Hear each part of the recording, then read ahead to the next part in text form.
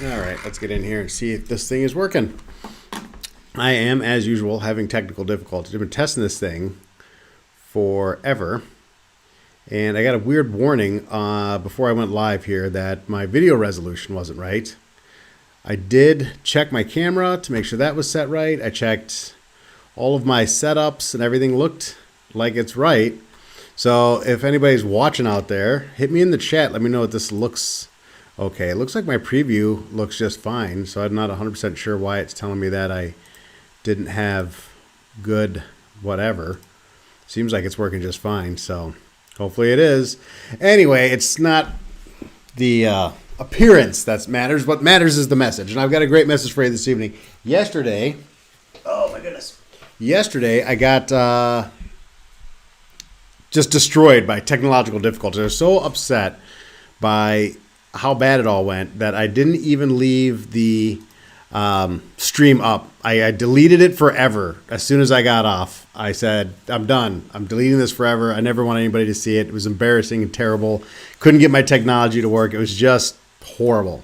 So I've been working on it all day to get things dialed in and get it correct. So hopefully it works just fine today and we don't have any hitches. Hey, Tori, how you doing? Always first one to say hello. Thanks for stopping by as usual. How's the stream look? Does it look okay? You're my test audience out there. So yesterday the technology destroyed me. I had to go off. I cut my thing short. And I tell you, I was dialed in and prepared to. I had like an hour at least of good material.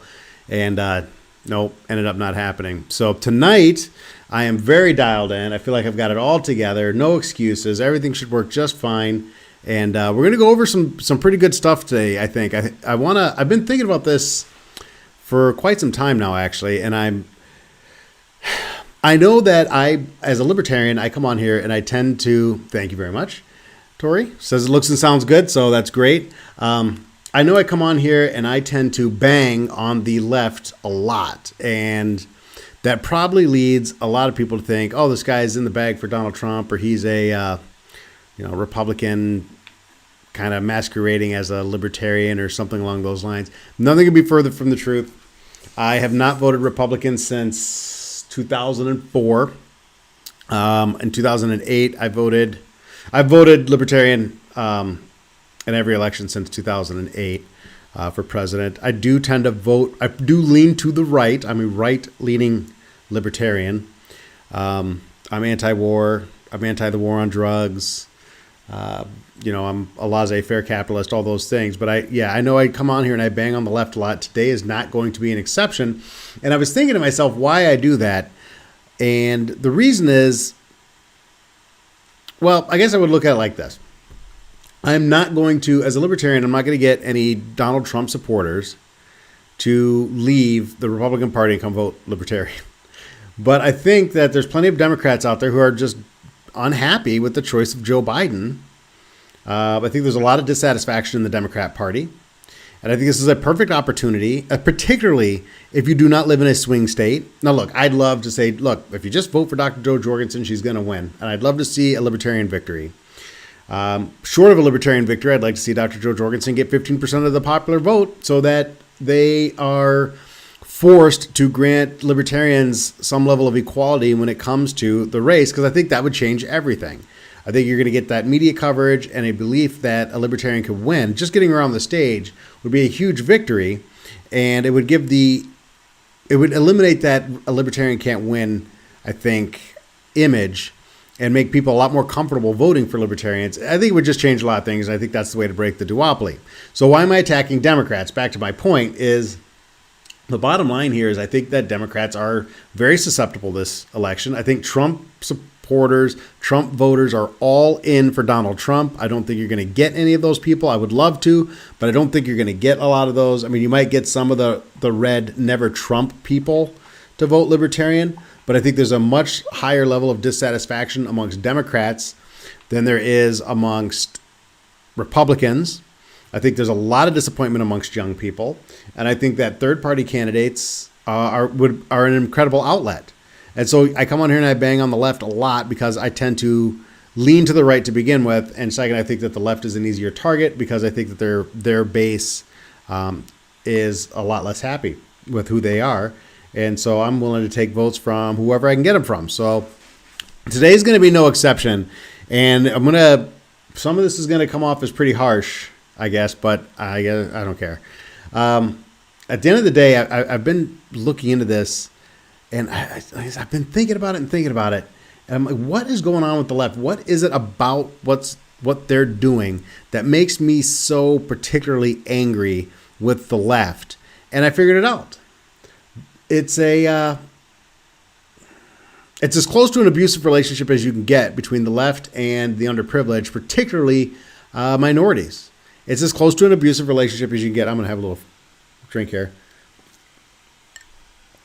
And let me explain that. And in terms of the abuse, I'm going through this and I'm like, it's like an abusive relationship. I was thinking that today, and I started just kind of going through different types of abuse. And what I came across was the idea of gaslighting. So if you're not familiar with gaslighting, I will, let me bring this up here. And this is a big moment right here, by the way. This is, all right, is this going to work like I think it's going to work? Let me bring this up here. This is gaslighting, and let me just read this to you. If you repeat a lie often enough, it becomes accepted as the truth, attributed to various sources. Some people try to be tall by cutting off the heads of others. Gaslighting is a form of persistent manipulation and brainwashing that causes the victim to doubt her or himself and ultimately lose her or his own sense of perception, identity, and self-worth. The term is derived from a 1944 film, Gaslight, in which a husband tries to convince his wife that she's insane by causing her to question herself and her reality. By the way, if you haven't seen the movie Gaslight, I highly recommend it. I think they had us watch it when I was in junior high, and it was amazing. I really enjoyed it. And it's a black and white film, obviously, from 1944. And a black and white film from 1944 intriguing somebody in junior high just tells you it's a very good film. I would highly recommend it. In its milder forms, gaslighting creates a subtle but inequitable power dynamic in a relationship. With the gaslightee, for our purposes, that is going to be the underprivileged and particularly the minority community in the United States, subjected to the gaslighter's unreasonable rather than fact-based scrutiny, judgment, or microaggression. At its worst, pathological gaslighting constitutes a severe form of mind control and psychological abuse. Gaslighting can occur in personal relationships, at the workplace, or even over an entire society, and I would say then, or a portion thereof. Multiple studies and writings have focused on the phenomenon of gaslighting and its destructive impact. And here are 7 stages through which a pathological gaslighter dominates a victim, excerpted from my book, How to Successfully Handle Gaslighters and Stop Psychological Bullying. Depending on the situation, there may be variations in the order and the number of gaslighting stages involved. Couple of things. First, it's not my book. I'm reading this. Let's see who's the author on this. Is Preston Nee, MSBA, Communications Success. So that is the author of this particular article, and I would assume then the book. And we're going to go through each one of these and talk about it a little bit. And we're going to start with lie and exaggerate. Lie and exaggerate. And I don't think we need a ton of detail on any of these, but I'm going to talk about the 2 specific lies and exaggerations that are being told right now. And it's a message from the far left. It absolutely is. Here's the lie and exaggeration from the right, just so we're a little bit on an even playing field here to some extent. The lie from the far left is there's a terrorist, or from the right is there's a terrorist under every bed, and we got to pass Patriot Act, and we got to pass NDAA, and we've got to spy on you, and we've got to have this massive military all over the world, and we need to bomb these little poor countries all over the place in order to keep you safe. So the threat of terrorism and the fear of these foreign countries and these foreign powers and really kind of a xenophobic, nationalist, anti-everybody but Americans attitude from the right, that's their lie and exaggeration. On the left, the lie and the exaggeration is black people are being gunned down in the street by police. Police are shooting black people, slaughtering black people, gunning black people down. That is a lie. At the very minimum, it's an absolute massive exaggeration. And I'm going to break that down. So stay with me because I'm going to get into some statistics that'll show you just how untrue that narrative actually is. But however you hear it, whatever form you hear it in, it's gross and it's a disgusting exaggeration. And it bothers me because it hurts minorities. That hurts them. I almost said black community. And if you are a regular watcher of mine, you know that I've vowed not to say black community anymore, except to say that I'm not going to say it anymore. It hurts minorities. It hurts people of color because it makes them afraid to utilize the resources around them. Breaks my heart when I see a video of a father talking about how he has to explain to his young child that based on the color of his skin, he has to behave a certain way. And he has to have this fear built into him in order to survive. It's not true. It's a lie. And I'm going to get into the statistics, but see, it gets me all spun up right away. The other lie or exaggeration is the rich get richer and the poor get poor. And this is an outright lie. This isn't an exaggeration. The rich get richer. That's true. Rich people get richer, but the poor are not getting poorer. In fact, over the last several decades, the exact opposite has really happened in terms of standard of living. The poor have not gotten poorer, and I'm going to talk about that, and we're going to talk about some economics, the economics of that, and the economics of the bottom 20% of income earners and how their wages are stagnant and all that stuff. I'm going to get into that, and I'm going to debunk that a little bit as well. So I just wanted to lay that out. I am going to get into both of these topics and tell you exactly why they're not true and why it's a lie. And that's where I'm going to spend the most of my time, because the rest of this is just how they defend the initial lie and the initial exaggeration. Number 2 is repetition. Like psychological warfare, the falsehoods are repeated constantly in order to stay on the offensive, control the conversation, and dominate the relationship. I look at the repetition. This is where a lot of media outlets, whether it's Fox News when it comes to the warmongering, or MSNBC and CNN when it comes to the racist or the class warfare narrative, that's all you hear about. It's a constant pounding on the desk. And when we talk specifically on a racial level, we have to remember that you never see a scenario where they're talking about a white person being killed by a police officer. When was the last time that you saw the media nationwide talk about an abuse by the police against a white person? We know it happens. We know Tony Temple. We know Kyle Whitaker. These names kind of came to the spotlight as people started focusing a little bit more on police brutality. But the bottom line is you don't hear about unarmed white people being killed by the police ever. So the message is that this is something that's purely and only happening to blacks and to minorities, but primarily blacks. And it's the opposite. And it's very obvious to me, and I hope it becomes more obvious to other people, that the goal here isn't to protect the lives of black people. They say that if you say all lives matter, you're a racist, and that all lives matter simply is just code for white lives matter. And they say all lives can't matter until black lives matter. Now, I want you to listen to this very carefully. They say all lives matter, or all lives can't matter until black lives matter. Let me explain to you why that is backwards. Black lives can't matter until all lives matter, at least in the context of police brutality. And the reason for that is because you can't take a tiny portion of something that's happening and focus on that and hope to end it. You can't end police brutality and the death of black Americans at the hands of police unless you end the death of all Americans at the hands of police. Does that make sense? You can't say we're going to stop this and we're going to protect the black people from this, but we're not going to protect the rest of the people from this. You have to protect everyone from it if you're going to protect one group from it. So all lives matter makes Black Lives Matter. That's how that works. That's how we solve this problem for real if we actually care about protecting lives, black or otherwise. Escalate when challenged. I think that we're seeing pretty clear the escalation that's taking place around the country. There's a lot of fear out there. The Democrats are losing the overwhelming support of the black voter. It's always been about 90% of black voters have voted for the Democrat Party. And quite frankly, everybody knows that if the Democrats don't hold on to the minority vote, black and otherwise, that they will cease to exist as a party. And the polling going into this election was showing that that number was dwindling, that 25 to 30% of blacks were going to be supporting Donald Trump. And you're going to see the same thing amongst other minority communities. That's it. That's the death of the Democrat Party. So the escalation has been major. They saw an opportunity with the tragedy of George Floyd's death, and they took advantage of it, and they've blown this whole thing out of proportion. And it is a victimization of black people because it's creating fear and anger and hostility amongst black people and, sadly, towards black people. This looting and the violence that's taking place is not helping raise the image of black people amongst marginal whites. It's not helping. It's not bringing more people into the fold. It's actually hurting black people, and it's going to hurt them long term. So this is not a good tactic, and it is a re-victimization of blacks. Wear out the victim.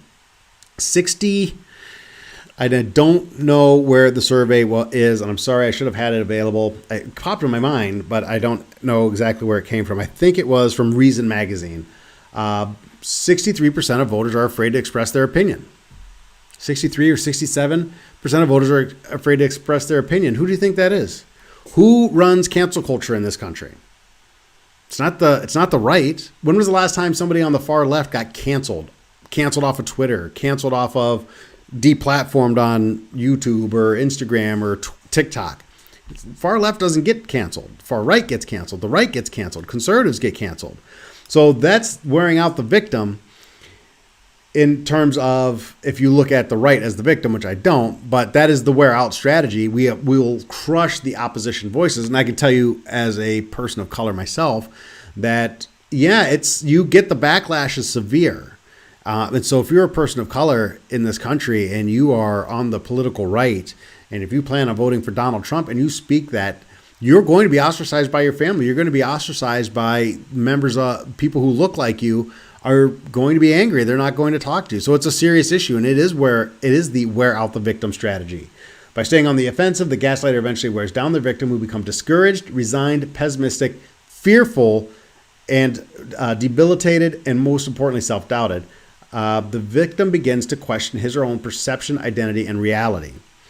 And I think that a lot of people, particularly minorities, look around and I don't think they have a realistic view of what the world is and what's going on. And like I said, I'm going to get into all the statistics that break this stuff down. Form codependent relationships. I don't think I have to get too heavy on that. It's not an emotional connection, although it is somewhat based out of fear. But minorities feel like they have to vote for Democrats because they've been told that the Democrats are the only ones who care about them. And obviously the Democrats are 100% committed to maintaining that perception, because without it, they can't win an election. Give false hope. I think we know that. I've talked extensively about how government is not a great provider of the things that Democrats promise. It is false hope. It is lies. Universal health care is not an answer. Forgiving student loans isn't an answer. None of these things are answers. None of these things are going to happen. There's a lies that you're being told to create a false sense of hope. And maybe if I vote for this person, I'll get this thing. And it just doesn't happen. It never comes to fruition. We've had Republicans and Democrats in office forever, and none of these things have happened. And then dominate and control. And I think that that's the ultimate objective. That's why you've had for decades and decades 90% of a particular group of people's votes going to the Democrat Party. So it has worked, and there is this domination and control. And so those are the kind of the keys of gaslighting. And so what was the big lie? Well, big lie number one is that the police are essentially slaughtering people in the street. I mean, that's what this is all about, right? We're burning cities down. We're having these riots, these protests, this insanity taking place because we have convinced a group of people in this country that the police are running and gunning for African Americans. Their goal is to kill black people. This is it. This is what they're after. This is what they're doing. This is what it's about. This is a message that has been sold, and I think it's a key form of the abuse that's taking place, or at least the manipulation, for sure. So we're going to just go through some statistics here, and I'm just going to take this apart to the best of my ability. And if you have questions, comments on this stuff, please throw it in my comments section, because I'd love to hear from you. So let's start with this. This is a statistic I think that we're all pretty familiar with. The number of people shot to death by the police in the United States from 2017 to 2020 by race. So obviously you can see, and we've had the conversation. We've done it a million times. More white people are killed by police. Yeah, but, from a proportional perspective, more black people are killed as a percentage of their population. Yeah, but that's because more violent crime is being committed by...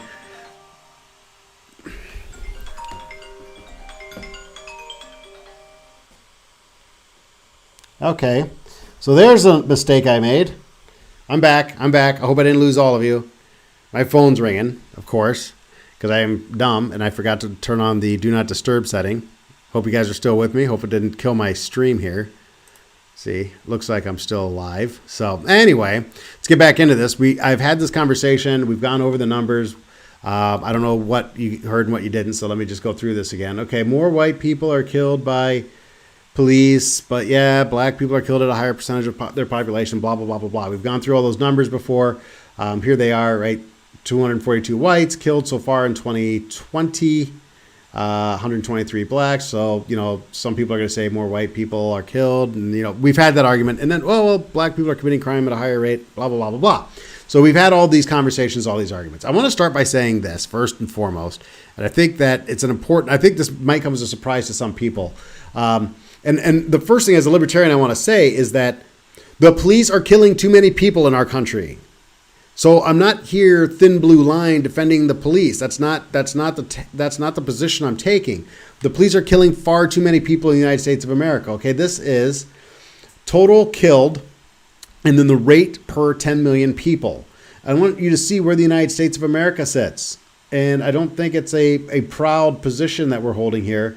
When you have the United States of America in between Mexico and Bangladesh in terms of the amount of the percentage of our population per 10 million or the number per 10 million of our population that are being killed. We're barely better than Mexico. We're barely better than Rwanda and Sudan. These are not people we want to be keeping company with. We do need to look towards our friends in Europe and Asia and figure out, why is Japan doing such a better job? Why is Germany doing such a better job? Let me be perfectly clear. The police are killing way too many people, but this is not a primarily a race-driven issue. So we start with this and we say, okay, more white people are killed than black people.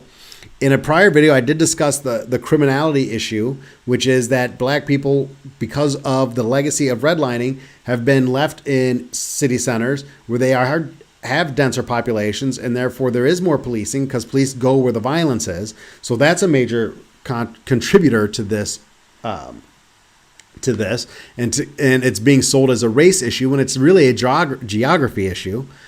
So the next chart I've got here, and this is where we completely start dismantling the myth that police are hunting down and killing black people, that they have this goal of hunting down and killing black people. This is from 2015, contacts between the police and the public in 2015. So this is the total number of police interactions in 2015 between the police and civilians. So as we scroll down through here, it blew my mind. And as a libertarian, this is a problem. Okay, so stick with me on this. I'm not defending the police, but I am going to say, when you talk about all contacts, you have 37,334,200 contacts amongst white people in the police. Okay, so the population, this is population 16 and older, right? So your total number of police contacts, all contacts, the police interacted with the population, with civilians in 2015, 53,469,300 times. That is insane. Why are armed agents of the government interacting with the population 53,469,300 times per year? And 27 million of those interactions were initiated by the police. Okay, this is a problem. This is a serious problem. The police should not be involved in our day-to-day lives to the extent that they are. I agree with that. That is a message I agree with 100%. Okay? But you can't look at the number of interactions. Okay, any contact. So in 2015, the police interacted with blacks 6 million times. There were 6 million interactions between a police officer and a black person in the year 2015. Put that into perspective for just a moment. 6 million interactions between the police and black people. 3,500,000 of those were initiated by the police, and 2.7 million of those were initiated by the person. So the black people are calling the police 2.7 million times a year. The police are engaging in contact with black people. They're initiating the contact 3.5 million times a year, and their total contact is over 6 million times a year. A black person has contact with a police officer. That is crazy. Okay. Then you look at the income numbers. All right, 24 to 25,000. This is where it is. This is largely an income thing. But this number needs to be, everybody needs to know this. Everybody needs to know that millions and millions of times a year, police and members of, and a black person are interacting. That this is a common thing that's happening all the time. It's not like the police interact with black people 2,000 times and kill, and it ends in death 20% of the time. That's not the case. So, what's next on my grand statistical tour? So now we're going to map out police violence and where this is happening. Let me get this thing out of here. There we go. So this is a fascinating site, mappingpoliceviolence.org/states. This is important. To me, this is where this all breaks down, or where you can really start having good conversations about police interactions. Because this will tell you, you can break this down by unarmed. All right, so let's take all out of there and we'll go. So now we're looking at police. These are police killings. And we're going to get rid of that. And we're going to go to 2015. Now, I don't have the total number here, unfortunately, of police killings in 2015. So here's 2015. Boom. And then we're going to go allegedly unarmed. I don't like allegedly unarmed. I just kind of, whatever. So there's your allegedly unarmed. So these are the number of deaths. And here's the total. There's 120. So, and that's here. So the highest number is in California. And you can go into each one of these now and you could say, all right, well, what happened? Allegedly armed. I thought I chose unarmed, but I guess not. Allegedly armed. In the video, Robertson is seen walking away from officers and then several rounds are fired. He is seen injured, crawling on the ground. Deputies fire several more shots until he stops moving. All right, maybe we got one that we need to investigate here, right? Let's go to the next one.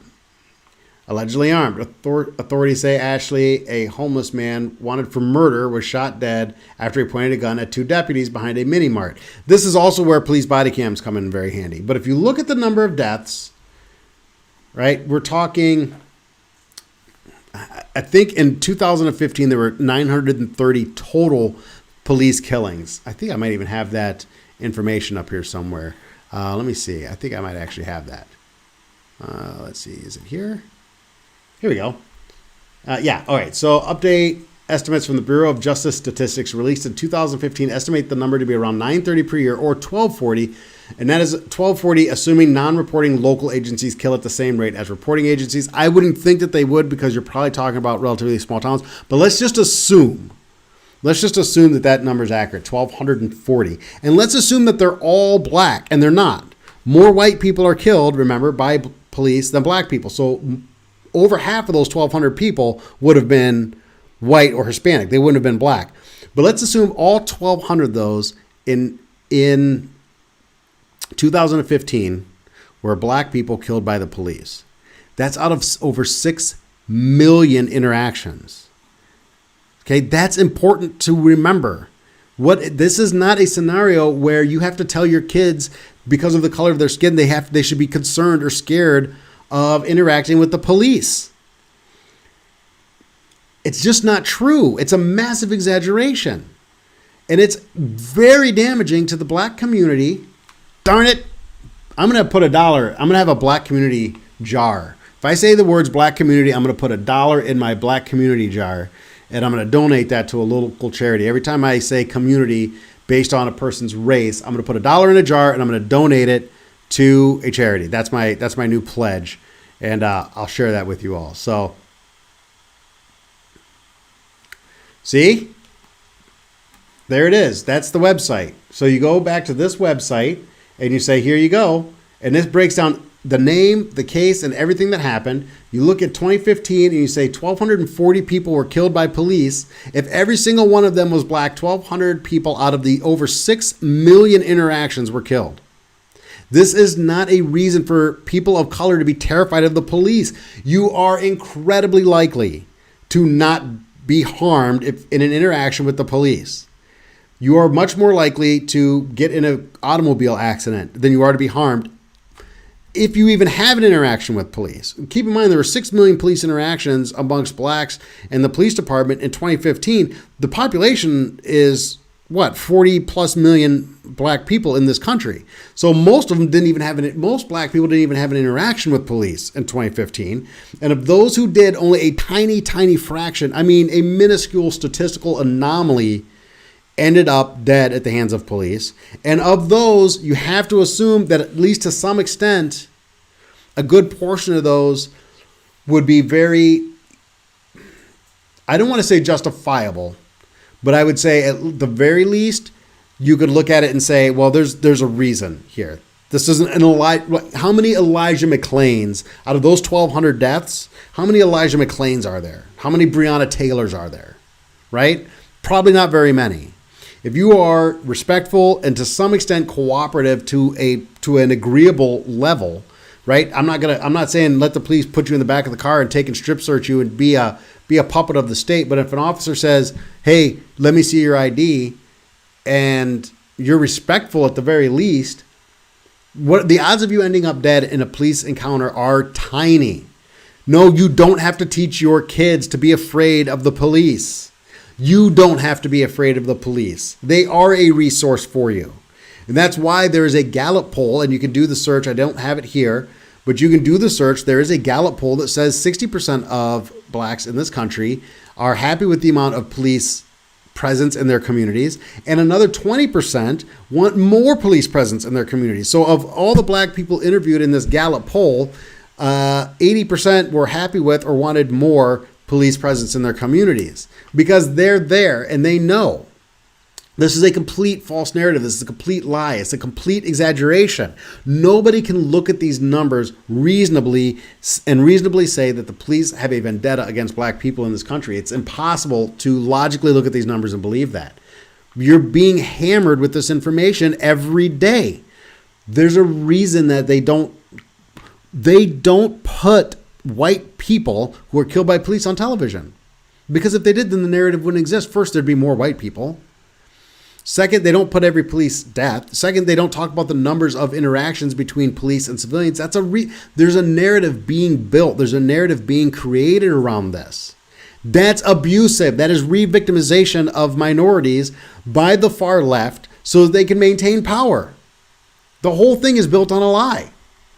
This is what I wanted to get into yesterday, and I'm glad I'm able to get into it today, and I'm glad that I have all the information in front of me. So then, of course, you have this, and this is going to get a ton of public publicity, and it should, as it always should. Any unjustified police killing should get a ton of publicity, and it should be regardless of race. We do need to focus on this issue. It does need to be fixed. As I said, the United States police in this country are killing way too many people. We are not in good company when it comes to the number of people our police are killing. When you look at these numbers, and you look at the United States, and then you look at, we're right there with Rwanda. That should not be in our peer group, right? We should be down here with Germany, Sweden, and Netherlands, and Australia. We should be down in this area. The United States should not be up here in between Mexico and Bangladesh and some of these countries that we wouldn't consider economic peers. So we do have an issue.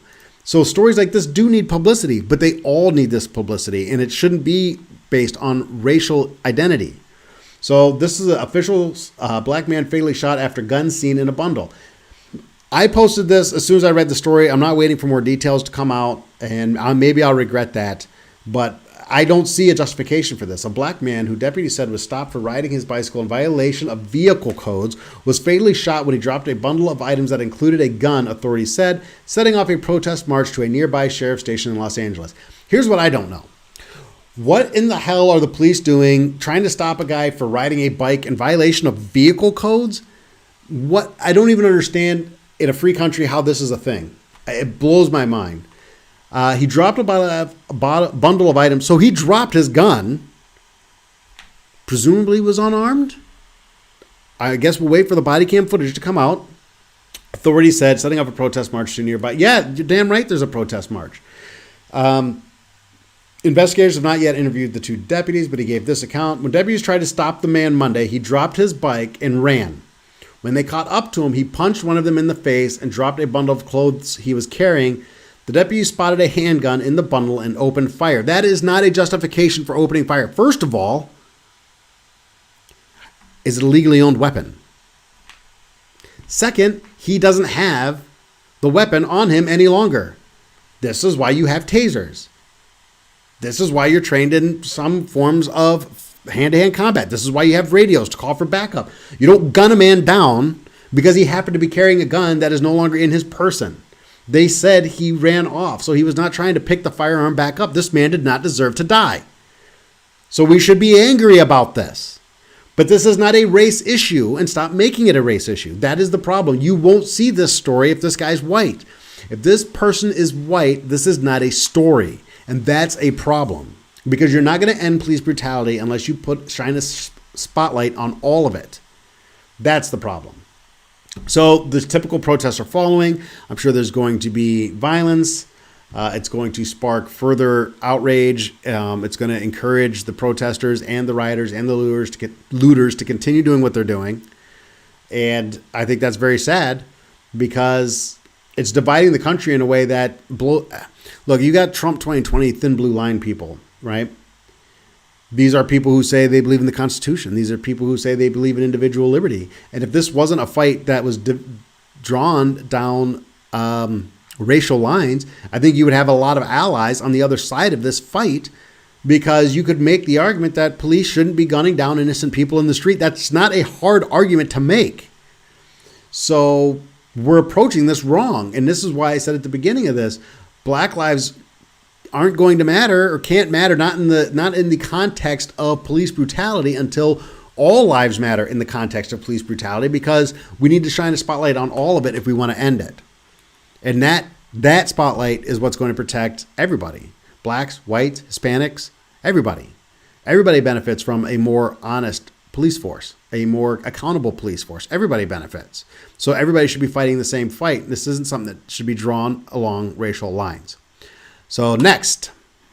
Did I destroy my thing here? Look at my screensaver. Is that pretty libertarian for you or what? I'll get over here while I get my documentation pulled up here. So we're going to talk also about income. Income was the other big story here. Give me a minute while I pull these articles up that I had ready and now apparently don't. Let's see here. Here we go. Yeah, all right, I got it. Don't worry, it's not going to be a repeat of yesterday. I got it all dialed in right here.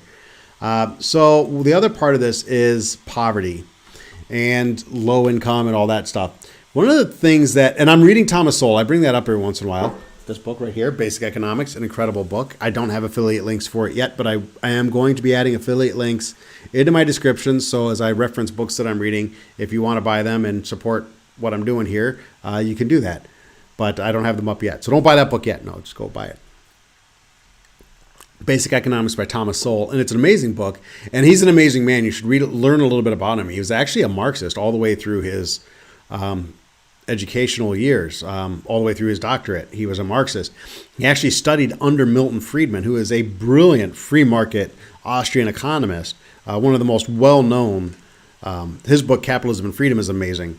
And Sowell actually studied under Friedman and maintained his Marxist ideals until he graduated and went to work for the government. And then he converted to a free market economist. Leaving academia and entering the real world converted him. Not even learning under the great Milton Friedman was able to convert him.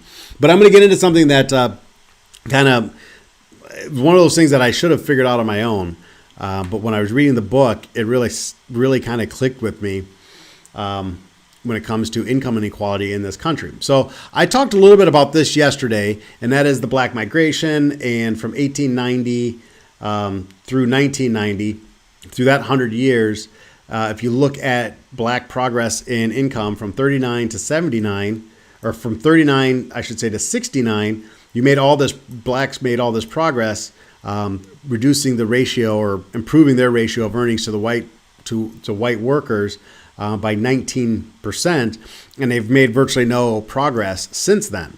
And I use that as an argument against the fact that of systemic racism, because I say, well, if we're systemically racist now, you can't make an argument that we were more racist, or that we're more racist now than we were when Jim Crow was actually in effect. I think that's a very, very hard. I think it's a very hard argument to make. So, I guess from that perspective, I look at it and I say, come on, this isn't a systemic oh my goodness, this is not a systemic racial issue, an issue of systemic racism. This is an issue, there's something else here. And if we misdiagnose the problem, you misdiagnose the disease, you're going to prescribe the wrong cure. I think that's why that's an important argument to have, whether or not society is inherently and systemically racist. So when we talk about income, though, I hit on this a little bit yesterday as well, but I'm gonna pound on it a little bit harder today. First thing I want is, let's take a look at the under 15,000, the working poor, the working class, and the working poor is this number. And this is something that I can't believe I didn't have this thought process earlier in all of this reading that I do and all this political, I'm heavily engaged in all this stuff. And I can't believe it didn't occur to me to kind of approach it from this perspective sooner. But as I'm reading Thomas Sowell, one of the interesting things that he talks about is when I say the poor are not getting poorer, you have to remember that these people down here, these bottom 2 percentiles, those aren't going to be the same people in 10 years. It's going to be a whole new group of unskilled laborers down here at the bottom as these people move up the chain. That's how it works. That's how economics works, right? The study that Thomas Sowell actually references in his book, I want to say was done by Harvard, and it was over a 6-year period, and it followed people based on their income tax returns, I believe, over the course of 6 years. And of the people who were at the bottom end of the economic scale, the bottom 20%, people who were in the bottom 20% of income earners, 6 years later, only 5% of those people were still in that class. They had already moved up to the next level. So it's not like these people, this 20% of income earners, these people aren't trapped at the 20% level. They're going to move up, and it's going to be a whole new group of people. We're looking at it wrong because we're looking at the income amounts not changing, right? We're not looking at the fact that people's lives improve as they age, that as you get older, you earn more money. I said this yesterday, I didn't get my first good paying job until I was like 30 years old after I'd gotten out of the Navy. I left the Navy when I was 28. I sold cars for a couple of years before I got my first good paying job, and I was pushing 30 years old by the time I got my first really good paying job. I have 3 kids all in their, I have an 18-year-old and 2 kids in their 20s. None of them are making a lot of money right now. They're all down here. They're their own households. They don't live with me. They're all right here in this working class and working poor. Well, they're kids. You're supposed to be broke when you're 20, when you're 21. It's not supposed to be easy. You don't know how to do anything. You don't have any skills.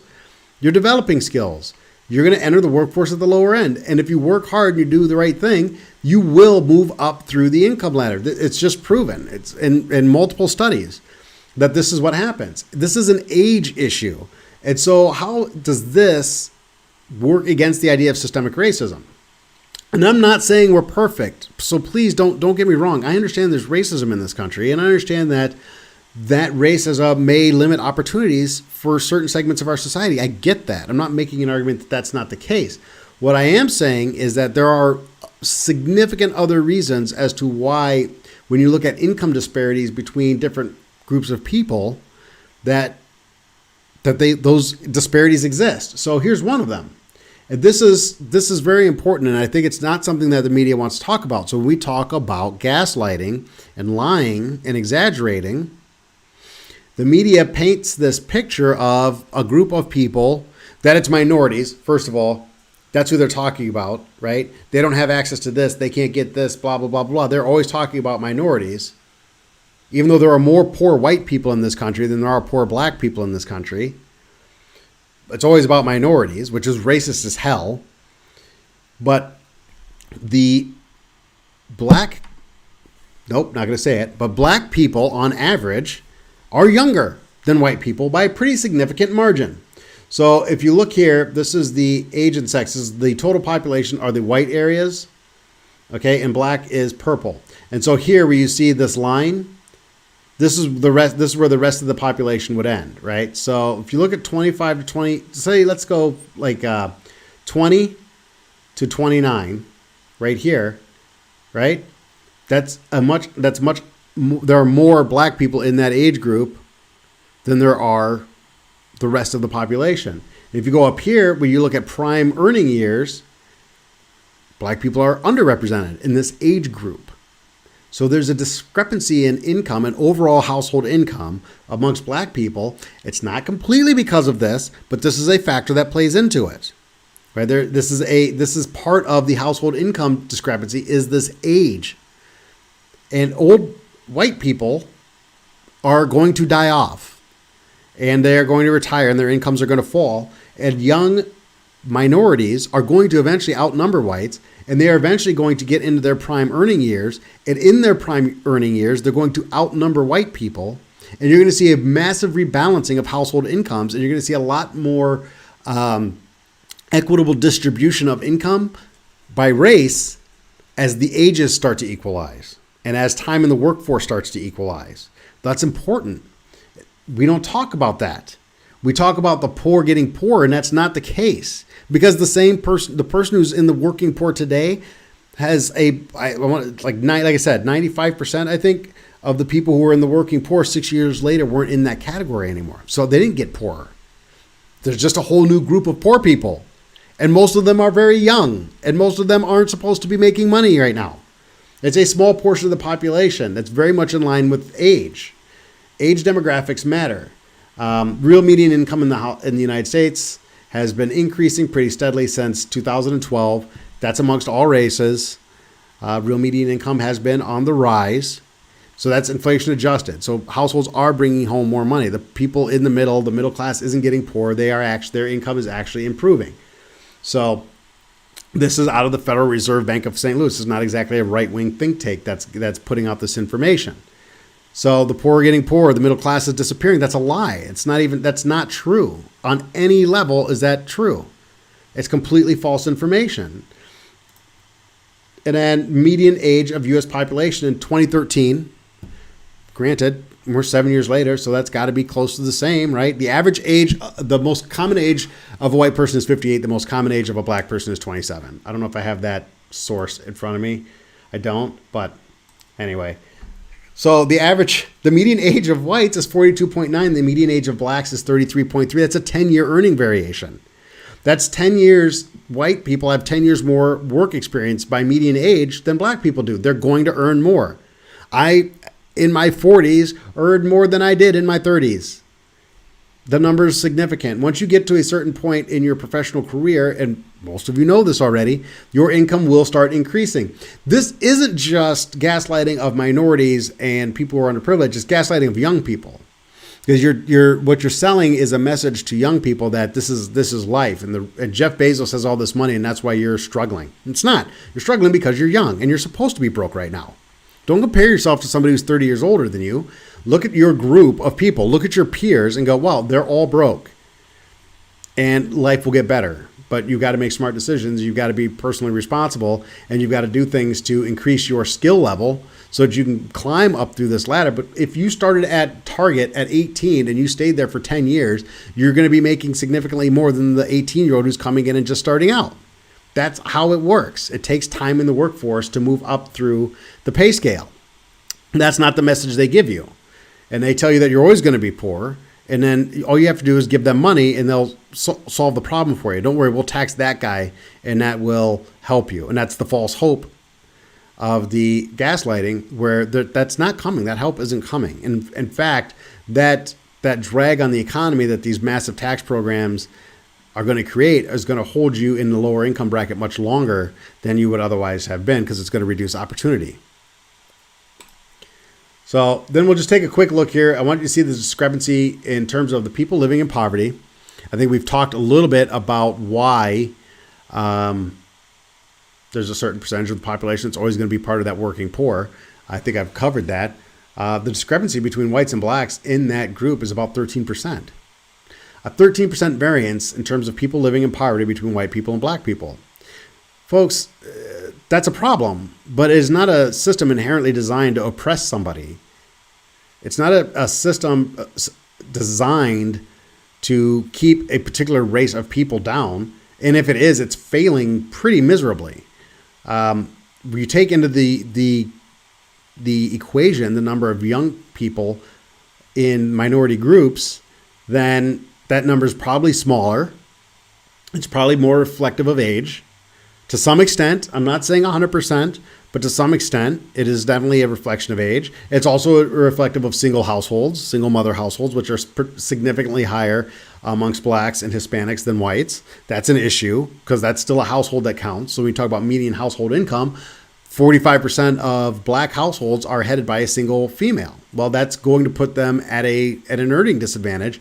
Married couples amongst the black community have a median income in the $70,000 range. It's lower than whites, but they're on average about 10 years younger. So there's more to it than just they're selling you this idea of racism and of oppression, and the numbers just don't back it up. Logical thought just doesn't back it up. So let's take a look here. If I can get this chart to pop up, I thought I had it ready. So bear with me, see if I can't get it to go. Looks like not. So we'll have to do it from that screen, I guess. Or maybe I have it over here.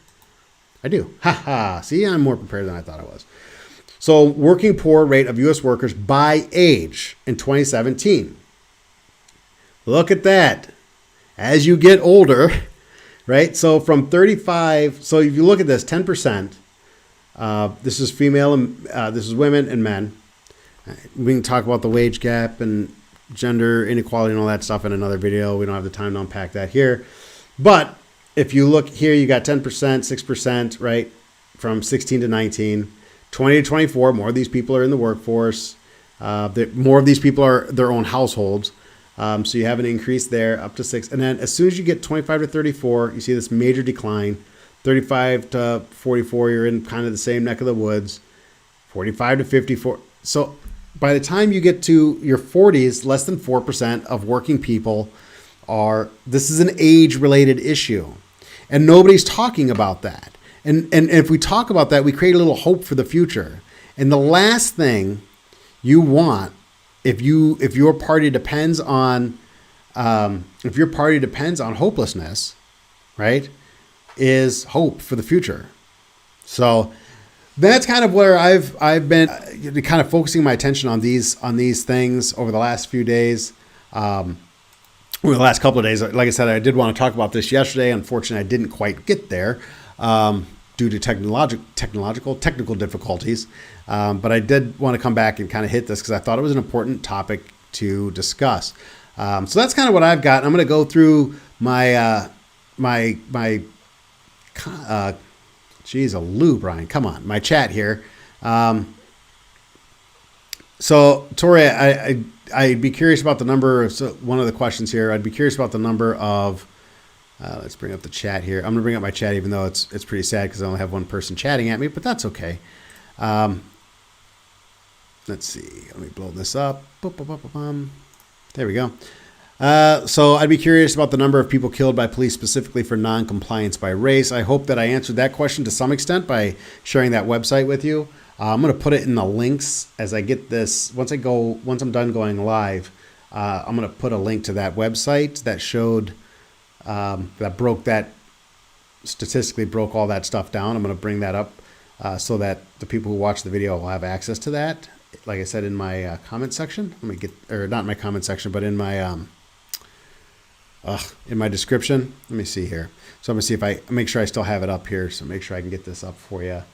Let's see, 7 stages of gaslighting, choose the encoder, blah, blah, blah, blah. I did have some technical difficulties today as well. So yeah, I do still have that site. I'm going to make sure I get that into the comments. the state comparison tool. It's a fast, and it breaks it down in a lot of different ways. I'm going to bring it back up here just to remind you what I'm talking about here. So this breaks this down in a lot of different ways. There are a lot of different ways you can, break the numbers down. Here's this year, the likelihoods, all these different things are in here. So it's a great resource. And like I said, I'll make sure to have that in my description. Let me blow this back up so I can see what else we've got here. One of the average age is also related to life expectancy and can also be connected to issues related to access to resources, though. That's 100% accurate. And I did a video. Let me see if I can't track down that specific video. I did a video a couple of days ago talking about the geography of blacks and the legacy of redlining that kept black people in the inner cities and created this population density, and there's just poor access to healthcare resources, poor educational resources, higher rates of violence due simply to the fact that you have a bunch of poor people living in a very dense area. I did bring that up, and I'm not here to say, like I said, I'm not here to say that that there's no racism in this country, and I'm not here to say that we don't have issues relating to the sins of our past that are still affecting us today. That's not my argument. My argument is simply this: that is one factor, and I believe it to be a much smaller factor in these issues than the media and politicians, particularly on the far left, would have you believe. And I think that that's important, and I think that's a message that needs to be shared, because the first step to any of this stuff is hope, man. You've got to have some level of belief that better times are possible and that they're ahead of you in order to elevate yourself out of a bad situation. And I think that if you are born into poverty, if you're born into a low income situation and you're surrounded by it every day, it's hard enough to believe that your future could be anything other than what it is. And it's even harder when you turn on the TV and everybody's telling you that based on the way you look, based on what you see in the mirror, it's going to be even harder for you. You're not helping the 9-year-old minority who has some hopes and some dreams and some optimism by the future by telling him how much harder his life is going to be because of the way he looks. And I don't believe that's true, and I don't think the numbers bear that out, not in any significant way that should prevent somebody from believing that the American standard of living, the American dream, whatever you want to call it, is available to you should you put forth the effort. So that's kind of just, like I said, I'm not here to say that everything's perfect. I'm not here to say that we don't have a way to go, that this country has completely fulfilled its promise of equality and liberty and all of those things for all people. But I would say that it's a lot better than we think it is. It's a lot better than we're being told that it is. And that faith and that hope needs to be fostered and given to the youth in all races, and certainly in all socioeconomic conditions, that just because you were born poor, you should not feel like that has to be your destiny. So that's my issue, and that's what I wanted to go through today. I hope I did a decent job today of kind of breaking all that down and giving a clear explanation. I know that not everyone's going to agree with everything that I had to say here today, but who agrees with everything? But I hope that at the very least, if you take something away from this, I hope at the very least it's that you don't have to fear the police no matter what you look like, and B, that if you are relatively responsible and you make some decent choices in your life, that just because of the circumstances you may happen to be in today doesn't mean that there is not a better future available to you tomorrow. I guess that's what I wanted to get out today. So, hey, I will be back again tomorrow. And I want to congratulate myself, to give myself a little pat on the back here. My goal has been to get this up to an hour, not because I love the sound of my own voice, just because it seems like the successful shows, the successful channels, the successful podcasts are all like an hour long. So I wanted to get this one up to an hour, and I did. So yay for me. And I will be back here tomorrow, as usual, at 7 o'clock. And again, thank you all for stopping by. I appreciate it. And we will see you folks next time.